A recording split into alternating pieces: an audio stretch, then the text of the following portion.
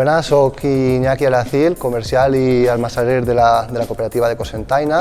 La cooperativa de Cocentaina és una cooperativa agrícola, sobretot està encara a l'elaboració d'oli d'oliva.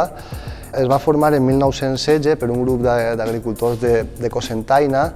Tinguem una gamma de monovarietals, 3 varietats autòctones de la zona, molt locals, com és la blanqueta. La blanqueta és la reina del comtat. Després un manzanell i una alfafarenca. L'alfafarenca també és una oliva molt típica de la zona i molt autòctona. Sobretot se cultiva a les faldes de la Mariola. Quan proves cada oli te dones compte de les diferències de varietats, que no és oli i ja està, cada oliva mostra un oli totalment diferent. Després també el que tinguem són dos cupatges, dos mescles, una de cultiu convencional i una de cultiu agroecològic.